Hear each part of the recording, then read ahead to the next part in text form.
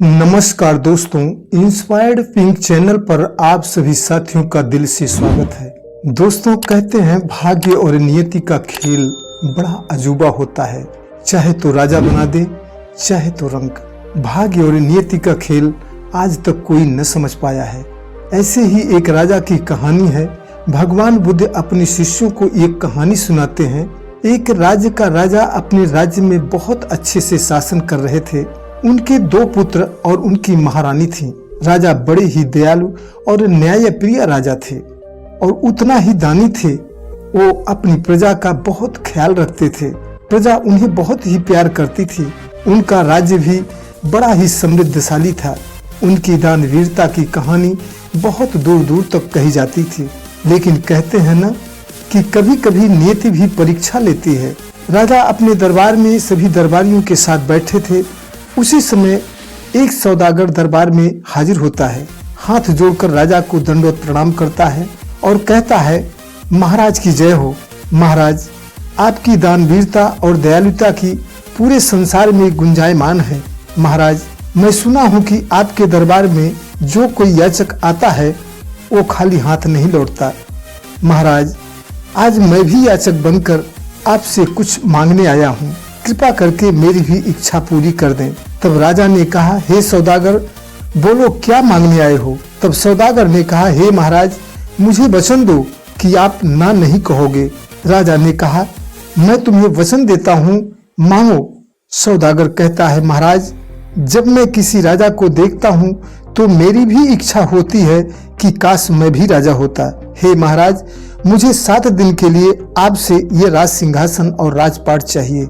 राजा एक बार बड़े आश्चर्य में पड़ जाते हैं, लेकिन थोड़ा सोचने के बाद महाराज हंसकर कहते हैं, हे सौदागर, मैंने तुम्हें 7 दिन के लिए ये राजपाट सौंप रहा हूँ। आज से 7 दिन तक तुम इस राज्य के राजा हो। तब मंत्रियों ने कहा, महाराज माफ करें। महाराज, ये आप क्या कर रहे हैं। तब राजा ने कहा, हे मंत्रीगण, मैं जानता हूँ, लेकिन ये सोचो कि वचन का झूठा राजा प्रजा और ईश्वर से अपना विश्वास खो बैठता है। एक दिन इंसान के पास तो कुछ भी नहीं रहता, लेकिन उसका यश, उसका गौरव सदा रहता है। राजा हरिश्चंद्र राजावली जैसे यशस्वी महापुरुष अपने वचन में बंधकर कितना कष्ट भोगे, लेकिन उनका यश आज भी सूरज की तरह चमक रहा है। इंसान को अपनी वचन का पालन करना चाहिए। इतना कहकर राजा ने कहा, आप लोग 7 दिन तक इनकी आज्ञा का पालन करना। आज से 7 दिनों तक ये ही तुम्हारे राजा हैं। व्यक्ति 7 दिनों तक राज्य कार्य करता है। 7वें दिन राजा राज दरबार में उपस्थित होते हैं। कहते हैं, भाई, आपका 7 दिन पूरे हुए। तब वो सौदागर कहता है कि हाँ महाराज, 7 दिन पूरे हो गए, लेकिन महाराज 7 दिनों तक राज करने के बाद अब मेरा मन सिंहासन छोड़ने को नहीं कह रहा है। हे महाराज, 7 दिनों तक का राज मांगकर मैं आपकी परीक्षा लिया था, लेकिन महाराज मैंने जैसे सुना था आप सचमुच में दानवीर हैं। लेकिन हे महाराज, मैं आपसे प्रार्थना करता हूँ कि भगवान के लिए मैं आपसे हमेशा के लिए आपका राजपाट मांगता हूँ, क्योंकि अब मेरा मन सिंहासन छोड़ने को नहीं कह रहा है। हे महाराज, आप बड़े दयालु हैं, कृपा करके अपना राजपाट मुझे दे दो। राजा बड़े ही विस्मय पे पड़ जाते हैं, लेकिन थोड़ी देर सोचने के बाद मुस्कुरा कर कहते हैं, ठीक है सौदागर, तुम्हारी अगर यही इच्छा है तो मैंने तुम्हें अपना राजपाट सब दे दिया।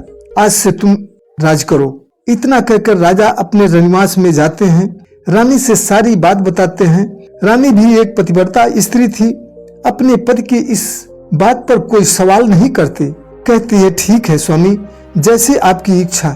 राजा और रानी अपने 2 बच्चों के साथ तुरंत राज्य को छोड़ देते हैं। बहुत दूर दूर से राज्य की तरफ चले जाते हैं। चलते चलते शाम हो जाती है।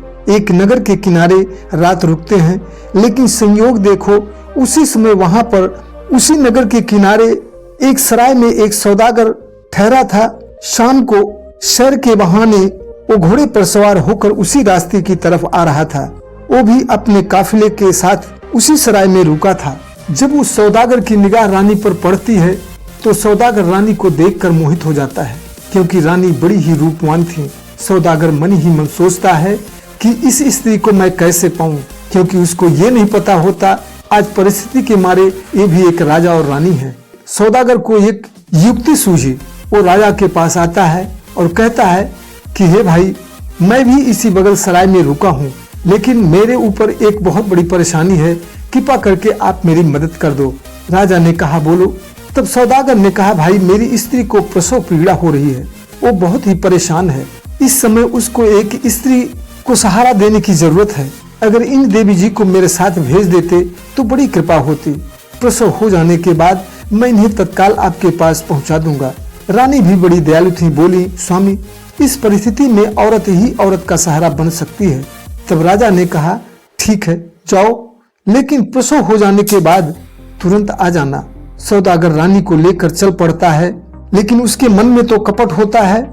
रास्ते में सौदागर कहता है कि देवी, मेरा सराय अभी काफी दूर है, अगर आप मेरे साथ घोड़े पर बैठ जाती तो हम बहुत जल्दी पहुंच जाते। सौदागर ने रानी को घोड़े पर बैठा लिया और चुपके से अपने काफिले को वहां से कूच करने का आदेश दे दिया।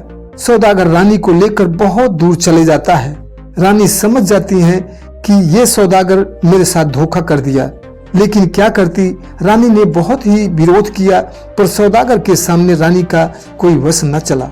काफी समय बीत जाने के बाद राजा परेशान होते हैं, बहुत खोजते हैं, लेकिन सौदागर का कोई पता नहीं चलता। राजा दोनों बच्चों को लेकर रानी को बहुत खोजते हैं और बहुत परेशान होते हैं, लेकिन रानी का कहीं पता नहीं लगता। खोजते खोजते वो जा रहे थे, तभी उन्हें एक दिशा में कुछ धूल उड़ते दिखाई दे रही थी। राजा उसी तरफ चल पड़ते हैं। वो सौदागर शायद उसी तरफ गया हो, लेकिन आगे जाने के बाद वहाँ एक नदी पड़ती है। नदी पार करने के लिए नाव खोजते हैं, पर वहाँ पर कोई नाव नहीं मिलती। तो उन्होंने अपने एक बच्चे को नदी के तट पर बैठा देते हैं और दूसरे को कंधे पर बैठाकर नदी पार करने लग जाते हैं। लेकिन जैसे ही नदी के बीचों बीच पहुँचते हैं, तट पर बैठा बच्चा बड़े जोर से चिल्लाया। राजा मुड़कर देखते हैं कि बच्चे के सामने एक जंगली भालू खड़ा है। राजा परेशान हो जाते हैं। इसी हड़बड़ाहट में कंधे पर बैठा बच्चा उनके हाथ से छूट जाता है और नदी के तेज बहाव की वजह से बच्चा बह जाता है, और उस बच्चे को पकड़ने के चक्कर में राजा खुद भी नदी में गोते खाने लग जाते हैं। दोस्तों, राजा तो किसी तरह बच जाते हैं, लेकिन बच्चा नदी में बह जाता है। राजा बड़ी मुश्किल से बाहर निकल पाते हैं। जब बाहर निकलते हैं, देखते हैं तो तट पर बैठा बच्चा वो भी गायब था। राजा के ऊपर बहुत बड़ी विपदा आन पड़ी। राजा बहुत विलाप करते हैं कि मेरी रानी भी गई, मेरे दोनों बच्चे भी गए। भटकते भटकते एक नगर की तरफ जाते हैं। देखते हैं कि वहां पर बहुत से लोग इकट्ठा हैं। राजा भी उसी तरफ जाते हैं। राजा ने कहा भैया, इतना लोग यहाँ पर क्यों इकट्ठा हैं? तब लोगों ने बताया कि यहाँ का रिवाज है कि जब इस राज्य के राजा का देहांत हो जाता है तो नया राजा चुनने के लिए एक बाज पक्षी को उड़ाया जाता है। वो बाज पक्षी जिसके ऊपर बैठ जाता है वही इस राज्य का राजा घोषित कर दिया जाता है। व्यक्ति इतना कह ही रहा था कि बाज जैसे इन राजा का इंतजार कर रहा हो। बाज उसी समय राजा के सिर पर आकर बैठ गया। नगर के सभी वासी बहुत खुश होते हैं, इन्हीं को अपना राजा बना लेते हैं। राजा ने बहुत ही इनकार किया, लेकिन लोगों ने हठपूर्वक इन्हें राजा बनाया और राजगद्दी पर बैठाया गया। एक दिन वही सौदागर जो रानी का अपहरण किया था उसी राज्य में आया और उन्हें उपहार स्वरूप बहुत सा धन दिया, लेकिन बहुत समय बीतने की वजह से ना तो वो सौदागर राजा को पहचान पाया, ना ही राजा उस सौदागर को पहचान पाए। दोस्तों, वो सौदागर रानी को शादी के लिए बहुत ही मनाया, बहुत ही परेशान किया, किंतु रानी ने मर जाना स्वीकार कर लिया, परंतु शादी से इनकार कर दिया। तब उस सौदागर ने रानी को कैद करके एक पिंजरे में रख दिया। उन्हें बहुत तरह तरह की यातनाएं देने लग गया। जब राजा ने सौदागर को कहा, मित्र तुम आज रात्रि मेरे महल में रुको, मुझे व्यापार करने का कुछ गुण सिखाओ, तो सौदागर ने कहा, हे महाराज, मेरी पत्नी पागल है, मैं रात में उसकी रखवाली करता हूँ, नहीं तो वो कहीं भी भाग सकती है। तो राजा ने कहा, मित्र तुम उसकी चिंता छोड़ दो, मेरे अंगरक्षक उसकी पहरेदारी करेंगे। सौदागर को मजबूरी में रात रुकना पड़ा।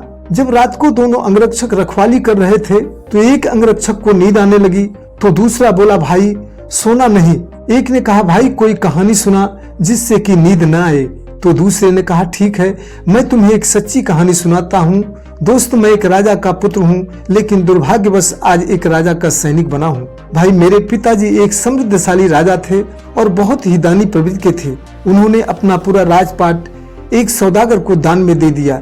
हम 2 भाई थे, दोनों भाई माँ व पिताजी अपना राजपाट छोड़कर दूसरी जगह चले गए।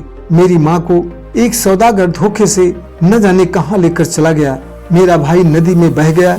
मुझे भी एक जंगली भालू जंगल में उठा ले गया था, लेकिन उसी समय सौभाग्यवश एक शिकारी ने देख लिया। उसने तीर से उस भालू को मारकर मेरी जान बचा ली। उसी शिकारी ने मुझे पाला पोसा।